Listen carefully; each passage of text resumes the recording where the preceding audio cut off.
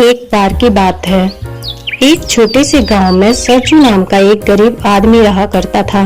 उसकी एक समोसे की छोटी सी दुकान थी।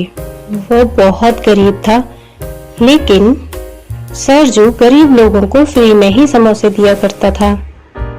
और उस दिन जब वह घर पर जाता तो उसकी पत्नी कहती, आज तुमने कितने पैसे कमाए?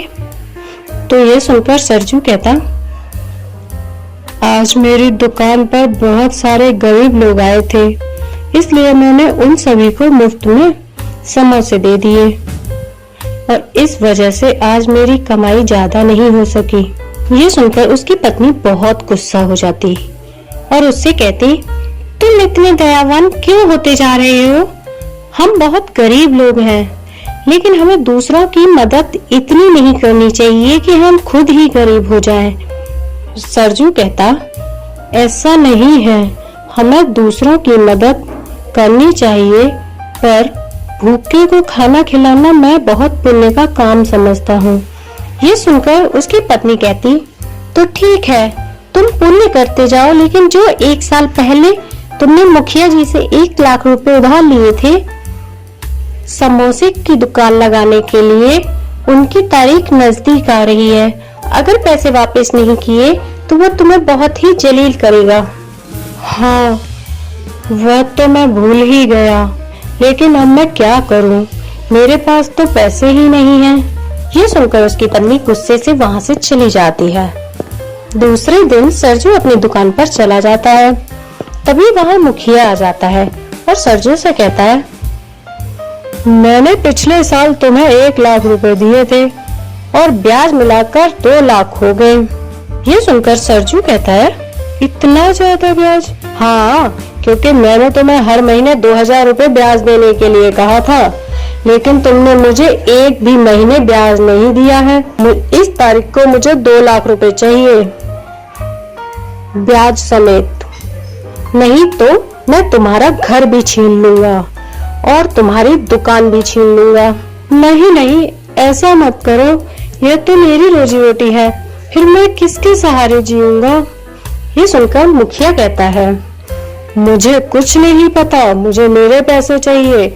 तुम्हें 1 दिन की मोहलत देता हूँ, लेकिन 1 दिन में मुझे 2 लाख रुपए चाहिए। ये सुनकर सरजू कहता है, मैं 1 दिन में 2 लाख कैसे जमा करूंगा? यह सब मुझे नहीं पता। और यह कहकर मुखिया वहां से चला जाता है।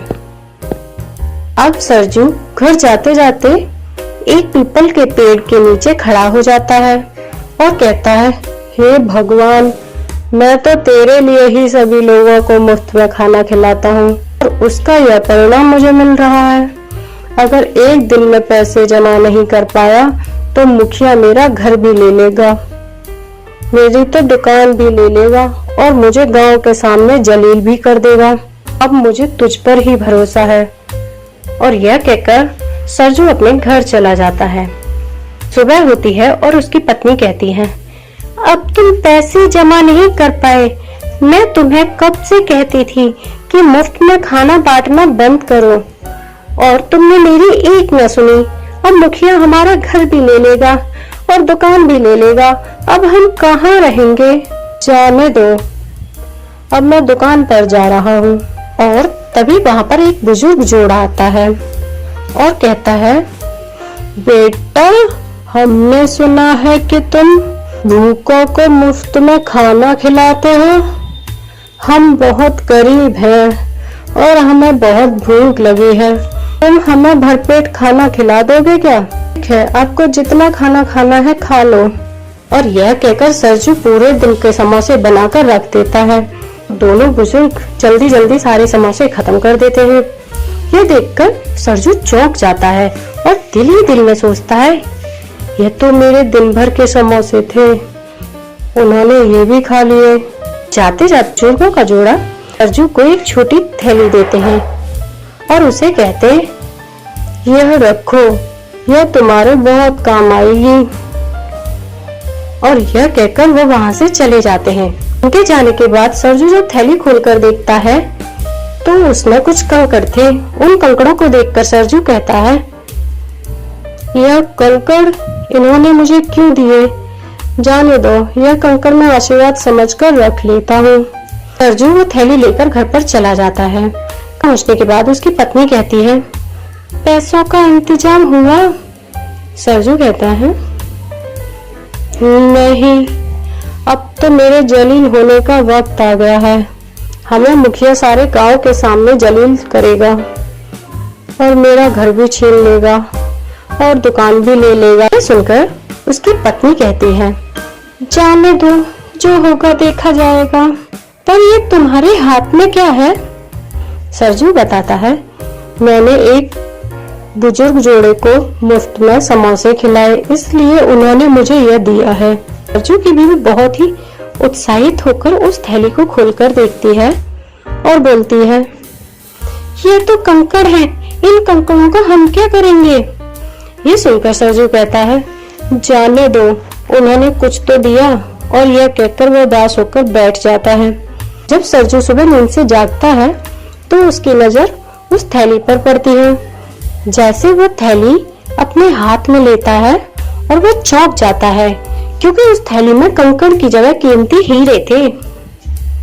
सरजू समझ जाता है, वो बुजुर्ग जोड़ा वेश बदलकर उसकी मदद करने के लिए आए थे।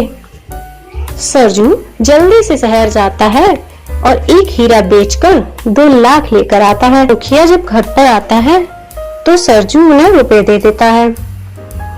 तभी सरजू के घर पर वो बुजुर्ग जोड़ा आता है। जब तुम पेड़ के नीचे खड़े होकर भगवान से बातें कर रहे थे, तभी हमने सभी बातें सुन ली और तुम्हारी मदद करने आए थे। और सुनो, इन हीरों को बेचने के बाद तुम्हारे पास बहुत सारे पैसे आ जाएंगे, लेकिन अमीर बनने के बाद तुम यह काम छोड़ना नहीं। सरजू कहता है, कौन सा काम? भूखों को खाना खिलाने का काम? यह तुम्हें हमेशा करते रहना चाहिए। यह कहने के बाद वहाँ से गायब हो जाते हैं। अब सरजू एक नया घर लेता है और पूरे गांव में सबसे अमीर हो जाता है, लेकिन अभी भी वह समोसे ही बेचता है और बहुत से गरीब लोगों को समोसे फ्री में देता है और इस तरह से वह अपनी जिंदगी गुजारता है। Thanks for watching the videos. ऐसी और इंटरेस्टिंग वीडियो देखने के लिए हमारे चैनल को like, share, subscribe and bell icon को प्रेस कीजिए।